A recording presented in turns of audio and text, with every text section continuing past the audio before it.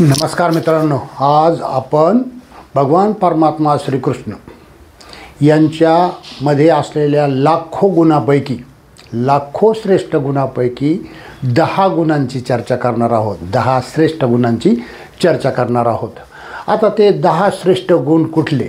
भगवान परमात्मा फार गुणी अवतार होते. गुणी अवतार होते, त्यांच्याकडे खूप सारे गुण होते, पण आपण 10 याची चर्चा करणार आहोत. आणि त्यांच्या गुणाची काय चर्चा करणार आहोत? ते गुण असे होते की स्व आणि सर्व त्यांनी, भगवान परमात्मा श्रीकृष्णांनी कधीही त्यांनी स्वतःसाठी काही नाही, सर्वांसाठी. म्हणूनच त्यांनी केलं होतं ते त्यांनी म्हटलेलं एका ठिकाणी, धर्मसंस्थापनार्थाय संभवामी युगे युगे. असा त्यांना धर्म स्थापन करायचा होता की जो मानवाला हितकारक ठरेल असा धर्म स्थापन करायचा, आणि तो युगानुयुगे चालन असा त्यांना धर्म स्थापन करायचा होता. म्हणून भगवान परमात्मा श्रीकृष्ण कधीही युद्ध असेल, प्रेम असेल, म्हणजे काय डायलॉग असेल किंवा कुठल्याही गोष्टीचा, मग ते खोटं बोलणं असो, खरं बोलणं असो, काय असेल, प्रत्येक गोष्टीचा कधीच ते कुठल्याही गोष्टीचा हेट करत नव्हते. पण हेट करत नव्हते तर चांगल्या गोष्टीचा हेट नाही करायचं का? चांगल्या गोष्टीचा हेट करायचं काही कारण नाही. पण वाईट गोष्टीचाही हेट करत नव्हते. ते वाईट गोष्टीलाही ते तुच्छ लेखत नव्हते. पण ते वाईट गोष्टीला कन्व्हर्ट कशामध्ये करायचे, त्याचं रूपांतरित कसं करायचे? वाईट गोष्टी करून स्वतःचा फायदा किंवा स्वतःसाठी सगळं असं नाही. वाईट गोष्टी करून चुकीचं, समजा खोटं बोलणं असेल, चुकीच्या काही गोष्टी असतील, त्या केल्या तरीही त्या स्वतःच्या हितासाठी नसून त्या समाजाच्या हितासाठी केलेल्या गोष्टी होत्या भगवान परमात्मा श्रीकृष्णांच्या. म्हणून स्व आणि सर्व हा मोठा शब्द भगवद्गीतेमध्ये आपल्याला सापडतो. पण मग त्यांच्या आपण 10 गुणाची चर्चा करूया. पहिला गुण कुठला? पहिला गुण त्यांच्यामध्ये हा होता की ते बंदिवासात जन्माला आले होते. बंदिवासात जन्माला आले आणि त्यांचं पालनपोषण लहानपणी त्यांना यशोदा आणि नंदराजा तिकडे लहानपण त्यांचं गेलं. पण त्यांनी आपला जन्म कुठं झाला आहे, आपले आईवडील कोण येतं, आपलं पालनपोषण कुठं झालं आहे, याच्याबद्दल आपल्या मनात खेद निर्माण झाला असता. साधारण माणसाच्या मनात खेद निर्माण झाला असता. त्याला कसं तरी जरा वेगळंच वाटलं असता. तो असा श्रीकृष्णासारखा खेळाडूवरतीचा निघाला नसता. तो असा साधारण माणूस राहिला असता. पण त्यांना कधीही त्या गोष्टीचा खेद झाला नाही. माझा जन्म बंदिवासात झाला आहे किंवा माझा जन्म इथं झाला आहे, माझा सांभाळ यांनी केला आहे, असं केले, काहीही नाही. खुलके सगळं. पण मग हा जो गुण आहे, आपण जरी दुसऱ्याकडे राहिलो तरी आपल्याला त्याचा खेद होतो किंवा आपल्याला ते मन मोकळेपणाने वाटत नाही. पण तरी श्रीकृष्णांना तशी कुठेही तक्रार त्यांची आढळत नाही. अध्यात्मात सुद्धा ते एकदम खेळाडू वृत्तीने राहिले आणि एकदम खुल्या मनाने राहिले. जिथे राहिले तिथे एकदम खुल्या मनाने राहिले. तर हा त्यांचा गुण घेण्याला लागले. आपण कुठे राहिलोत? आपण साध्या ठिकाणी राहिलोत, मोठ्या ठिकाणी राहिलोत, हे ठिकाणी राहिलोत, याचा खेद न बाळगता माणसाने एकदम मनमोकळेपणाने राहायला पाहिजे. या गोष्टीतून इथे एक गोष्ट शिकता येते की कुठेही आपल्याला राहावं लागलं तरीही आपण तिथे मनमोकळेपणाने राहू शकतो. हा त्यांचा पहिला गुण. आता दुसरा गुण कुठला बघा? अधर्माच्या विरोधात. आता हे महाभारताचं युद्ध झालं. ते होतं भावभावातच, त्यांच्या घरातच युद्ध होतं. ते काय बाहेर युद्ध नव्हतं. पण तरीही काही अधर्मी लोक, जे लोक नीतीने वागतायत, पांडव नीतीने वागतायत, पण त्यांना काही देण्याची इच्छा नाही, भावांना सुद्धा देण्याची इच्छा नाही, तर हे बाकीच्यांना काय देणार? हा धर्म नाही. भावांनाच हाकलून देणे, भावांनाच त्यांचा जो हिस्सा आहे तो नाकारणे, हा काही धर्म नाही. म्हणून त्या धर्माच्या विरोधात युद्ध करायला सुद्धा भगवान परमात्मा श्रीकृष्णांनी म्हणजे कमी केलं नाही की तिथे मागं हटले नाहीत. ते युद्ध तर युद्ध, हा सुद्धा गुण. अधर्माच्या विरोधात लढताना युद्ध जरी करावं लागलं तरीही आपण युद्ध केलं पाहिजे. हा दुसरा गुण भगवान परमात्मा श्रीकृष्णाचा आपल्याला घेण्यासारखा आहे. आता तिसरा बघा तुम्ही. आता त्यांनी काय केलं? धर्म स्थापन करायचा होता. जो धर्म मानव जातीच्या हिताचा असेल आणि मानव जातीला युगानुयुगे ती हितकारक धर्म, तो हितकारक धर्म जगण्यासाठी, मानव जातीला जगण्यासाठी तो हितकारक धर्म उपयोगाचा ठरेल असा धर्म त्यांना स्थापन करायचा होता. म्हणून वेळ पडल्यास ते खोटंही बोलतात. वेळ पडल्यास ते खोटंही बोलले आणि खोटंही बोलतात. परंतु ते खोटं कधी बोलतात? ते खोटं स्वतःच्या स्वार्थासाठी बोलत नाहीत. ही गोष्ट तुम्ही लक्षात ठेवा. ते काही तर काय म्हणतं, श्रीकृष्णाने खोटं बोलले, श्रीकृष्णाने युद्ध केलं, श्रीकृष्णाने असं केलं. नाही, त्यांनी त्यांच्या हितासाठी, स्वतःच्या हितासाठी, स्वतःच्या स्वार्थासाठी काहीही केलेलं नाही. जेवढ्या काही उलटफुलट गोष्टी असतील त्यांनी त्या समाजासाठी धर्म स्थापन करण्यासाठी केलेल्या आहेत आणि जनतेच्या हिताला, लोकांच्या हिताचं रक्षण व्हावं, लोकांचं हित सांभाळलं जावं यासाठी केलेल्या गोष्टी आहेत. त्यांनी त्यांच्या स्वतःसाठी त्या गोष्टी केलेल्या नाहीत. हाही त्यांचा गुण घेण्यासारखा आहे. आपल्याला जर घ्यावा वाटला तर हाही त्यांचा गुण घेण्यासारखा आहे. आता बघा पुढचा गुण, बघा तुम्ही पुढचा गुण काय आहे त्यांच्याकडं. 100 वेळा शिशुपालला त्यांनी 100 वेळा माफ केलं. माफी करण्याचा गुण बघा केवढा मोठा आहे. माफी करण्याचा सुद्धा गुण त्यांचा किती मोठा आहे हे सुद्धा बघा. तर त्यांनी 100 चुका होऊ दिल्या. 100 चुका होऊस तर त्यांनी त्याला काहीही केलं नाही. तू चुका करत राहा, आम्ही सहन करत राहू. त्यांनी त्यांच्या 100 चुका पोटात घेतल्या. त्यांनी त्यांच्या 100 चुका त्यांनी सहन केल्या. पण 100व्या चुका त्याला माहिती होतं की 100वी चूक झाली की आपला कार्यक्रम आहे. आणि 100 चुका त्यांनी केल्याही. आणि श्रीकृष्णाने मग मात्र 100 चुका केल्यावर भगवान परमात्मा श्रीकृष्णाने काहीही विचार केला नाही. मग याला पोलीस कोठडी द्या, मग याला न्यायालयीन कोठडी द्या, नाही, डायरेक्ट कार्यक्रम. मग हाही त्यांचा गुण घेण्यासारखा आहे. जो माणूस 100 गुण भरूस तर 100 अवगुण पचवितो त्याची समोरच्याची आणि त्याला माफच करतो, ते होई गुण श्रीकृष्णांचा, भगवान परमात्मा श्रीकृष्णाचा तोही गुण घेण्यासारखा आहे. आता बघा महाभारताचं युद्ध होणार होतं आणि हे युद्ध होऊ नये म्हणून आणि या युद्धाचा खरा आरोप जातो. भगवान परमात्मा श्रीकृष्णावर आरोप होतो की यांनी युद्धच होऊ दिलं, इतके लोक मेली, त्याच्यात इतकं नुकसान झालं, हे झालं. पण नाही, ते शांती प्रस्ताव घेऊन गेले होते. पांडवाकडून आम्हाला फक्त 5च गावं द्या, आम्हाला फक्त 5 गावं द्या आणि आम्हाला काय हे युद्ध वगैरे काय नको, धनदौलत नको, संपत्ती नको, काय नको, आम्हाला 5 गावं द्या. पण दुर्योधनाने तिथं ऐकलं नाही. दुर्योधनाने ऐकलं नाही म्हणला सोयीच्या टोकावर बसल एवढी सुद्धा जमीन देणार नाही. दुर्योधनाने तिथं ऐकलं नाही आणि मग शांती प्रस्ताव फेटाळला गेला आणि त्याच्यानंतर मग महाभारताचं युद्ध झालं.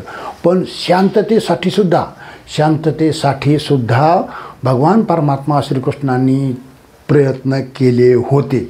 युद्धाला कारणीभूत तसे त्यांना धरतात, पण तसं नाही. ते अगोदर शांती प्रस्ताव पण घेऊन गेले होते आणि शांती प्रस्ताव फेटाळल्याच्या नंतर मग मात्र ते युद्धालाही त्यांनी मागं पुढं बघितलं नाही.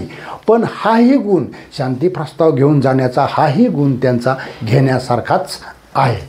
आता दुसरं बघा, त्याच युद्धात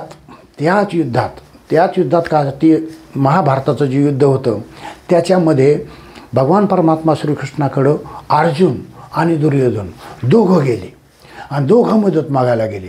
आणि हे दोघं भाऊ आणि याचेही ते नातेवाईक, भगवान परमात्मा श्रीकृष्णाचे ते नातेवाईक होते. मग आता मदत कुणाला करायची? तर मदत मागणाऱ्या, त्यांच्या टेक्निकनी मदत मागणाऱ्या, आपल्यासारखं काय म्हटलं असतं, तुला जरा नंतर सांगतो. आणि मग कोण फायद्याचा राहील? मग कौरव फायद्याचे राहतील का पांडव फायद्याचे राहतील? 2 दिवस विचार केला असताना नंतर फायद्याच्याकडून आपण मदत केली असती. पण श्रीकृष्णांनी तसं केलं नाही. हा पॉईंट तुम्ही लक्षात ठेवा. श्रीकृष्णांनी तसं केलं नाही. श्रीकृष्णांनी दोघाला मदत केली. एकटे राहिले पांडवाकडून आणि अख्खी ती सेना दिली दुर्योधनाला. तिथंही त्यांनी एक बाजू घेतली नाही. आपली सेना दुर्योधनाला दिली आणि अर्जुनाकडून ही एकटे लढले. पण तिथेही दोघं आलेत आणि आपल्यासारखा छलकपट करून कोणाला मदत केली तर चांगलं राहील, कोण फायद्याचं राहील असं विचार करून मदत करायची. पण भगवान परमात्मा श्रीकृष्णांनी तसं केलं नाही. भगवान परमात्मा श्रीकृष्णांनी दोघांनाही मदत केली. हाही त्यांचा गुण. म्हणजे सो आणि सर्व, आपण म्हटलं सुरुवातीला म्हटलं सो आणि सर्व, त्यांनी स्वतःसाठी काही केलं नाही. त्यांना धर्म स्थापन करायचा होता मानव जातीच्या हितासाठी, आणि म्हणून त्यांनी दोघांनाही मदत केली. तर ही जी आहे दोघांनाही मदत करायची म्हणजे काय, ही जी आहे तर ती त्यांच्या ज्या कृती होत्या ही शिकवण पुढे येणाऱ्या युगानुयुगी ही शिकवण राहावी म्हणून भगवान परमात्मा श्रीकृष्णांनी केलेल्या ह्या गोष्टी आहेत. आता त्यांचा त्याच्यात स्ट्रॉंग पॉईंट कुठला आहे, त्यांचा त्याच्यात स्ट्रॉंग पॉईंट आहे सो आणि सर्व. त्यांनी स्वतःसाठी केलं नाही, धर्मस्थापनेसाठी केलं. आणि धर्म हा मानव जातीच्या हितासाठी केलेलं कार्य होतं. म्हणून त्यांना स्व आणि सर्व आणि धर्मस्थापन या गोष्टीसाठी त्यांनी जे काही उलटपुलट केले असतील, काही सरळ केले असतील, शांती प्रस्ताव असेल, युद्ध असेल, खोटं बोलणं असेल, अजून काही असेल, पण हे त्यांच्या स्वतःसाठी नव्हतं, हे होतं सर्वांसाठी, स्व नाही सर्व. आता पुढचा बघा. आता तिथं बी काय झालं, तिथं ते हे युद्ध झालं, ते मोठे झाले, तिथं ते कंसाचा वध, आणि नंतर त्यांना काय झालं, त्या आपतेष्टांचा खूप त्रास त्यांना तिथं. म्हणून ते काय झाले, आपतेष्टांच्या त्रासाला कंटाळून त्यांनी मथुरा सोडली आणि द्वारकेला गेले. आणि तिथं जाऊन ते स्वतःचं तिथं प्रस्ताव स्वतःचं म्हणजे स्वतः तिथं ते द्वारकाधीश झाले. तिथं जाऊन द्वारकेला जाऊन तिथं ते द्वारकाधीश झाले. यांच्याबरोबर संघर्ष करण्यापेक्षा तिथे जाऊन संघर्ष केला त्यांनी, सगळं नवीन डेव्हलप केलं आणि आपलं स्वतःचं राज्य, आपलं स्वतःचं एक साम्राज्य उभं केलं. तर आपल्या स्वकीयामध्ये राहून आपल्या स्वकीयाबरोबर लढत बसणे आणि वेळ खर्च करणे, त्यापेक्षा दूर जाऊन आपलं साम्राज्य उभं करणे, ही सुद्धा गोष्ट आपल्याला शिकण्यालायक आहे. आपण आपल्याच लोकात घुटलत बसतो आणि आपल्याच लोकांशी फायटिंग करीत बसतो. दरिद्री ना ते सुधारतात ना आपल्याला सुधारून देतात. मग श्रीकृष्णाने तसं नाही केलं. श्रीकृष्णाने हार मानली तिथं. त्या लोकांना तुमचं तुम्ही चालू द्या, माझा मी दूर जातो, आणि तिकडं त्यांनी त्यांचं साम्राज्य उभं केलं. ही गोष्ट आपल्याला शिकण्यास आहे का? ही तर गोष्ट आज पुरेपूर शिकण्यास लायक आहे. म्हणजे स्वकीय लोकांशी, आपतेष्टांशी, आपल्याच लोकांशी लढत बसण्यापेक्षा, वेळ खर्च करण्यापेक्षा एखादा कर्तृत्ववान पुरुष बाजूला जातो आणि तिथं त्याचं साम्राज्य उभं करतो. असे कितीतरी आजसुद्धा उदाहरण आहेत आपल्या समाजामध्ये. भगवान परमात्मा श्रीकृष्णाने केलं हे त्या काळचं 5000 वर्षापूर्वीचं आहे. परंतु आत्तासुद्धा तशी लोकं आहेत आणि खूप कमी लोक आहेत. पण हा आदर्श घेण्यालायक आहे. आज समाजात सगळ्या लोकांना हा आदर्श घेण्यात आहे. आपतेष्टांबरोबर लढत बसायचं नाही आणि बाहेर जाऊन आपलं साम्राज्य उभं करायचे, आपल्या कुवतीचा पुरेपूर फायदा घ्यायचा. आता पुढं बघा तुम्ही. आता काय त्यांचा दुसरा गुण बघा, गरीब मित्राची दोस्ती. सुदामा गरीब मित्र होता. पण तरीही सुदामा त्यांचा जवळचा मित्र होता. आणि सुदामाचा आज अध्यात्मामध्ये सुदामाचं नाव मोठ्या अभिमानाने घेतलं जातं. तर असे लोक सांभाळणं. आता आपण काय म्हणलो असतो, गरीब माणूस जाऊ द्या सोडून कशाला लागत बसायचं, आपलं नुकसान.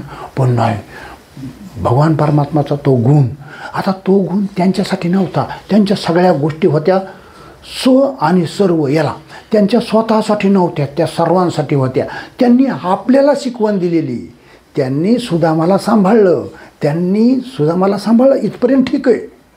पण त्यांच्या कृती धर्म संस्थापनार्थाय संभवामी युगे युगे, त्यांनी त्या युगानुयुगे या गोष्टी टिकाव्यात म्हणून त्या गोष्टी त्यांच्याकडून कृती झालेल्या आहेत. आणि ती आपल्याला शिकवण आहे. गरीब मित्रसुद्धा असावा, ही आपल्याला शिकवण भगवान परमात्मा श्रीकृष्णाने दिलेली आहे.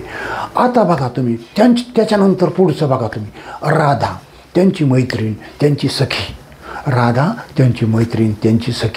राधा होल लाईफ, पूर्ण लाईफभर त्यांची मैत्रीण राहिली. निखळ प्रेम त्याला म्हणायचं मैत्री, त्याला म्हणायचं मैत्री, तिला म्हणायचं सखी. नाही तर काय, आता तर बोलूच नाही. पण त्या गोष्टीचा आपण आदर्श घ्यावा म्हणून त्याच गोष्टीवर बोलू. आताच्या गोष्टीवर बोलण्यात काय फार अर्थ राहिलेला नाही. म्हणून आपल्याला ही परत आठवण का करू द्यायची, ही परत आठवण करून द्यायची. या चांगल्या गुणाचा जर प्रभाव आपल्यावर झाला तर आपल्याकडूनही काही चांगल्या गोष्टी घडू शकतात. म्हणून आपल्याला या गोष्टीची आठवण करून द्यायची. राधा आणि श्रीकृष्णाचं प्रेम. आता पुढचं बघा तुम्ही, पुढचं बघा. जेव्हा महिलेवर अत्याचार होतो, जेव्हा द्रौपदी वस्त्रहरण झालं, भर राजसभेत, भर तिथं याच्यामध्ये तो शूर वीर मोठे मोठे योद्धे बसलेले होते आणि तिथं वस्त्रहरण झालं. पण तशा प्रसंगी महिलेची आबरू, महिलेची इज्जत फार इम्पॉर्टंट गोष्ट आहे आणि फार म्हणजे एकदम जिव्हाळ्याचा विषय येतो खरा म्हणजे समाजातला. पण तिथं ते वस्त्रहरण भगवान परमात्मा श्रीकृष्णांनी होऊ दिलं नाही. तिला मदत केली द्रौपदी मातेला भगवान परमात्मा श्रीकृष्णांनी मदत केली आणि तिथंही ते वस्त्रहरण थांबलं. तिथे जी आबरू जाणार होती ती गेली नाही. कृत्य वाईट घडलं पण त्या कृत्यातसुद्धा मदत करून जे पुढचे परिणाम होते ते भगवान परमात्मा श्रीकृष्णांनी होऊ दिले नाहीत. तर तीही आपल्याला शिकवण आहे, तीही आपल्याला शिकवणच आहे.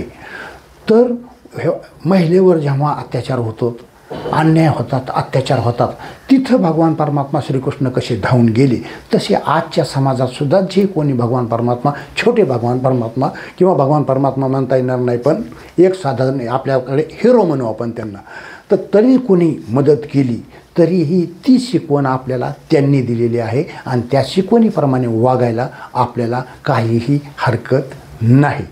आता बघा, हे झाले 10 पॉईंट होते हे आणि 10 गोष्टी होत्या. पण आता ते परत ते सांगायचं आहे, भगवान परमात्मा श्रीकृष्णांनी खरं खोटं कायनो बायनो जे काही केलं असेल ते फक्त आणि सर्व स्वतःसाठी केलेलं नाही, सर्वांसाठी केलेलं आहे. आणि कशासाठी करायचं होतं त्यांना? धर्मसंस्थापनार्थाय संभवामी युगे युगे. तो धर्म असा स्थापन करायचा होता की ज्या धर्म स्थापन केल्यानंतर त्या धर्माच्या काही ज्या माणुसकीच्या गोष्टी आहेत, माणसाला हितकारक गोष्टी आहेत, त्या गोष्टी त्यांनी सांगितल्या होत्या, त्या गोष्टी त्यांनी केल्या होत्या. ज्या कृती त्यांनी केल्या त्या जर समाजात पाळल्या गेल्या तर युगानुयुगे मानवजातीला या हितकारक ठरतील, मानवजातीला हिताच्या ठरतील. म्हणून त्यांनी त्या गोष्टी केल्या आणि आपल्याला शिकवण देऊन गेले. ओम तत्सत.